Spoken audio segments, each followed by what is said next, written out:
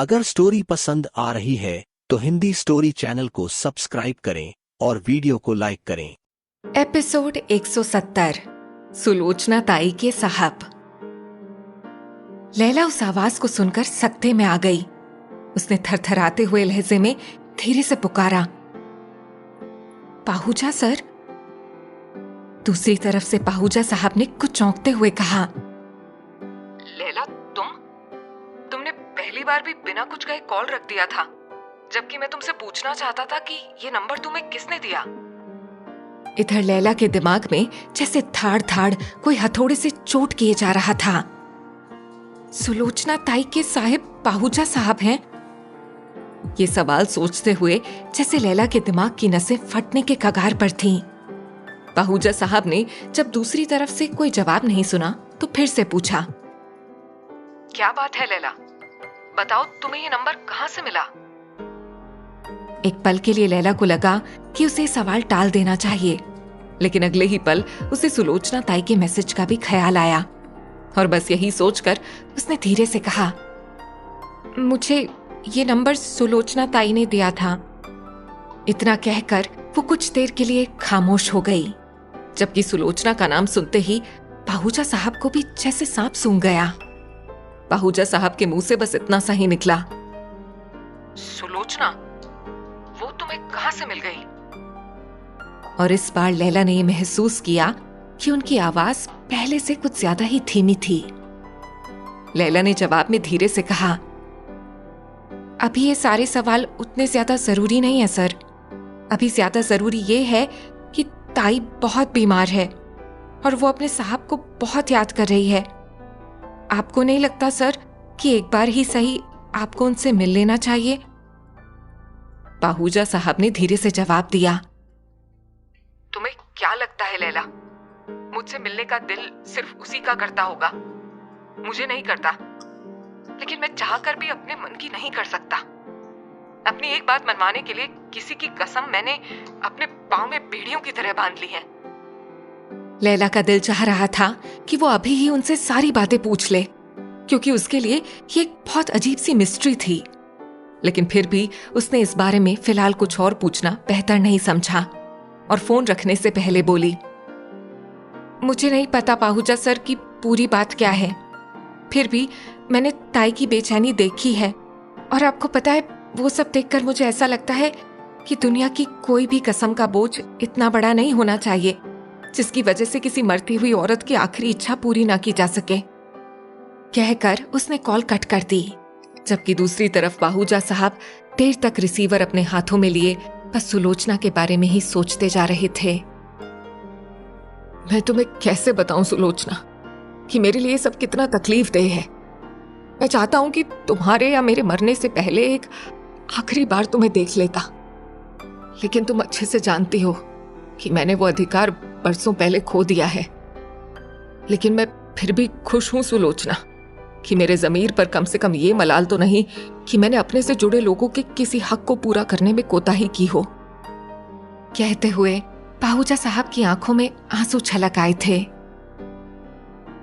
इधर फोन काटने के बाद लैला भी काफी देर तक डिस्टर्ब्ड रही।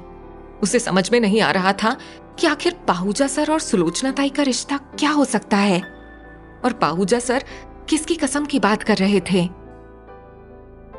अब मैं जब तक वापस बंबई नहीं चली जाती तब तक इस बात की तह तक पहुंच नहीं सकती, लेकिन इतना तो तय है कि बंबई जाकर सबसे पहले मुझे इसी बारे में पता लगाना है और अगर मुमकिन हुआ तो पाहूजा साहब को सुलोचना ताई से मिलवाने की पूरी कोशिश भी करनी है। खुद से कहकर फिर उसने हाथ जोड़ते हुए ऊपर की तरफ देखा और बोली, भगवान जी, मुझे इन दो लोगों के मिलवाने का जरिया बनवा देना प्लीज। ताई की हालत देखकर यूं भी नहीं कहा जा सकता कि वो कब तक जिंदा रह पाएंगी, इसीलिए मैं बस सुलोचना ताई की आंखों में खुशियों की चमक देखना चाहती हूँ, उस इंतजार का अंत देखना चाहती हूँ जो उनकी आंखों में उनके साहब के लिए मौजूद है। लगातार 2 दिन तक बैक टू बैक इवेंट करने के बाद आज लैला फार्म हाउस पर ही मौजूद थी। रूही लैला की देखरेख में एक नए सिरे से अपना कॉन्फिडेंस रीगेन कर रही थी। लैला ज्यादातर इवेंट में उसे अपने साथ ले गई थी, और रूही उन इवेंट्स में जाकर काफी कुछ देख समझ भी रही थी। लैला को यूं भी वो अपनी उम्र से कुछ ज्यादा समझदार महसूस होती थी। ब्रेकफास्ट करके अभी दोनों अपने कमरे में ही थे कि तभी मेड ने आकर कहा, मैम चंद्रा साहब आए हुए हैं। लैला ने रूही को एक नजर देखा और फिर मुस्कुराते हुए बोली, चले आप भी मामा जी से मिलने चलिए। लैला ने कहा तो रूही भी खुशी खुशी तैयार हो गई। दोनों जब बाहर पहुंचे तो चंद्रा साहब ने रूही को देखते ही कहा, अरे रूही मेरा प्यारा बच्चा, मन लग रहा है तुम्हारा यहाँ? रूही ने मुस्कुराते हुए कहा, हाँ मामा जी बहुत मन लग रहा है। तब चंद्रा ने कहा, बस 3-4 दिन की और बात है, फिर उधर मामी लोग वापस आ जाएंगी, तब तुम हवेली आ जाओगी, तब और भी मजा आएगा। फिर उसने लैला की तरफ मुड़ते हुए कहा, कबीर साहब कहाँ हैं? दिख नहीं रहे। लैला ने कुछ कंफ्यूज्ड होते हुए कहा, वो मैं सुबह से अपने कमरे में थी, इसीलिए मुझे नहीं पता कि वो कहाँ गए हैं। अभी ये लोग बातें कर ही रहे थे कि तभी किसी के चीखने की आवाज आई और कोई धड़ाम से रूही के कदमों के पास आ गिरा। रूही के साथ साथ कबीर और लैला भी चौंक से गए। रूही के कदमों में पड़ा हुआ शख्स कोई और नहीं बल्कि प्रकाश था। उसे देखते ही रूही एक बार फिर से डर के थर-थर कांपने लगी थी। लैला ने एकदम से उसके पास जाकर उसे संभाला और फिर हल्के हल्के उसकी पीठ थपथपाते हुए कहा, बी ब्रेव रूही, देखो तुम्हारा गुनहगार तुम्हारे कदमों में पड़ा है। तब तक कबीर एक बार फिर प्रकाश के करीब आया और उसके बालों को पकड़कर खींचते हुए उसका सिर उठाया और गुस्से से फुफकारते हुए बोला, चुपचाप रूही से माफी मांग कमीने, वरना इतना पीटूंगा कि तेरी खाल सिर्फ भूसे भरने लायक रह जाएगी। ये सुनते ही प्रकाश ने एकदम से रिगड़ते हुए कहा, मुझे माफ कर दो रूही, मैं आगे से कभी कोई ऐसा काम नहीं करूंगा, माफ कर दो मुझे, माफ कर दो। उसे इस तरह गिड़गिड़ाते हुए देखकर रूही हिचकियों से रोने लगी थी।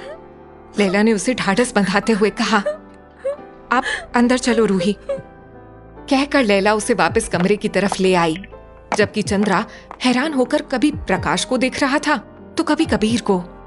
काफी देर शॉक्ड रहने के बाद चंद्रा ने हैरानी भरे लहजे में पूछा, ये तुम्हें कहाँ मिल गया? कबीर ने हांफती हुई सांसों के बीच में कहा, ये कहाँ मिला, कैसे मिला, ये ज्यादा जरूरी नहीं है। जरूरी ये है कि अब इस प्रकाश के बच्चे का करना क्या है। ये सुनते ही चंद्रा कुछ कदम चलकर नीचे फर्श पर कराहते हुए प्रकाश के पास पहुंचा और उस पर एक उचटती हुई सी नजर डालते हुए बोला, करना क्या है? मैं भी कभी पुलिस को फोन करता हूं, अब पुलिस ही बताएगी कि इसका क्या करना है। इतना सुनते ही प्रकाश ने एकदम से उठकर चंद्रा के पांव पकड़ लिए। अंकल, अंकल प्लीज प्लीज इस बार मुझे माफ कर दीजिए अंकल, मैं प्रॉमिस करता हूं कि आइंदा से रूही के साथ कोई बदतमीजी नहीं करूंगा। इस बात पर चंद्रा ने गुस्से से कहा, रूही के साथ बदतमीजी करने की बात बोलना तो क्या, सोचना भी छोड़ दे आप। लेकिन इतनी तो तुझे सजा मिलनी ही चाहिए कि आइंदा तू रूही तो रूही किसी और लड़की की तरफ भी नजर उठाकर देखने की हिम्मत ना कर सके। ये सुनकर प्रकाश जोर जोर से रोने लगा। चंद्रा के इशारे पर उसके आदमियों ने उसे चारों तरफ से घेर लिया और फिर उसे लेकर दूसरे कमरे की तरफ चले गए। तब तक लैला भी वापस हॉल में आ चुकी थी। उसने कबीर की तरफ मान भरी नजरों से देखते हुए कहा, आपका बहुत बहुत शुक्रिया कबीर सर। आप महसूस नहीं कर सकते कि रूही की नॉर्मल लाइफ में वापस होने के लिए इस प्रकाश का पकड़ा जाना कितना जरूरी था। और चंद्रा के मुंह से तो जैसे कुछ निकल ही नहीं पा रहा था।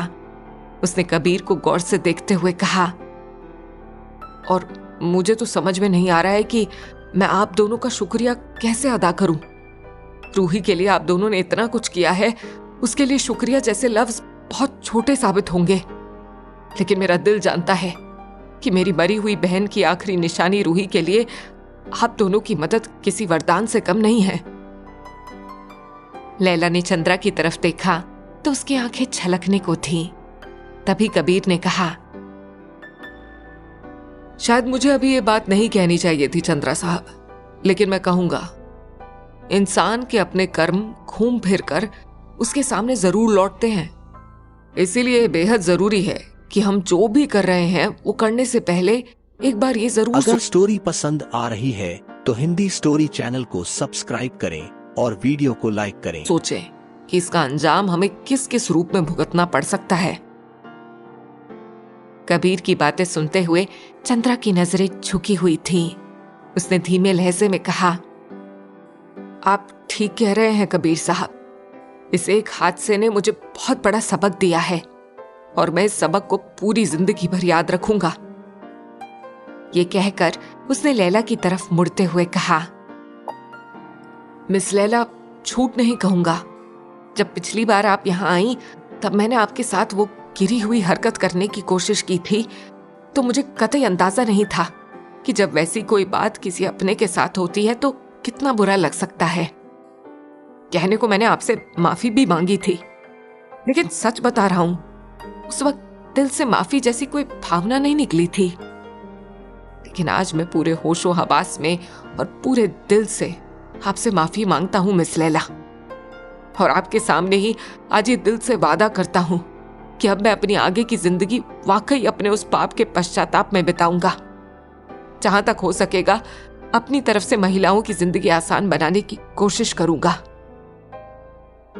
चंद्रा की आंखों में अफसोस और शर्मिंदगी के भाव थे। लैला शाम को अकेले ही गार्डन एरिया में निकल आई थी। फूलों और ढेर सारे प्लांट्स के बीच आकर उसे यहाँ बेहद सुकून महसूस हुआ करता था। तभी उसने देखा कि वहीं गार्डन के कोने में बने सीमेंटेड बेंच पर कबीर बैठा कोई किताब पढ़ रहा है। लैला के कदम अनचाहे ही उसकी तरफ बढ़ते चले गए। कबीर ने उसे आते हुए देखा तो किताब पलटकर साइड में रखी और मुस्कुराते हुए उसकी तरफ देखकर कहा, आओ मिस लैला। लैला उसके पास पहुंचकर सामने बैठते हुए बोली, वाकई कबीर सर, मानना पड़ेगा, मैं अब तक हैरान हूं कि आपने ये सब इतनी जल्दी किया कैसे।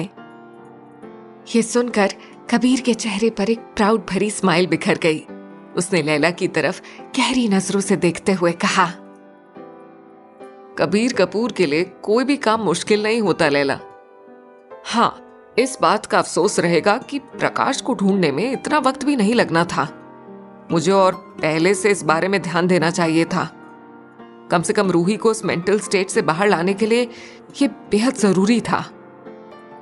लैला ने धीरे से हामी भरते हुए कहा, हाँ, लेकिन फिर भी मैं जानना चाहूंगी कि आपने उसे कैसे और कहां से पकड़ा। तब कबीर ने कहना शुरू किया, मैंने बंबई से उसका बैकग्राउंड निकलवाया तो यहाँ उसके रिश्तेदार के बारे में पता चला, और जब मेरे आदमी उसके रिश्तेदार के यहाँ पहुंचे तो पता चला कि वो वहां से वापस बंबई के लिए आज ही निकल चुका था। मेरे आदमी जब तक एयरपोर्ट पहुंचते तब तक शायद वो शिमला से निकल चुका होता। इसीलिए उनके खबर देते ही मैं खुद एयरपोर्ट पहुंच गया और एन वक्त पर इसे धर दबोचा। लैला ने पूरी बात सुनकर उसे तारीफ भरी नजरों से देखते हुए कहा, आपका बहुत बहुत शुक्रिया कबीर सर। उस प्यारी सी बच्ची को ट्रॉमा से पूरी तरह बाहर निकालने का यही एक तरीका था। कहकर लैला वहां से वापस जाने के लिए उठ खड़ी हुई। तभी कबीर ने उसे रोकते हुए कहा, सुनो मिस लैला, ये तुम्हारे लिए कुछ किताबें। कहकर उसने वहीं अपनी बगल में रखी हुई किताबों में से 2 किताब निकालकर उसकी तरफ बढ़ाई।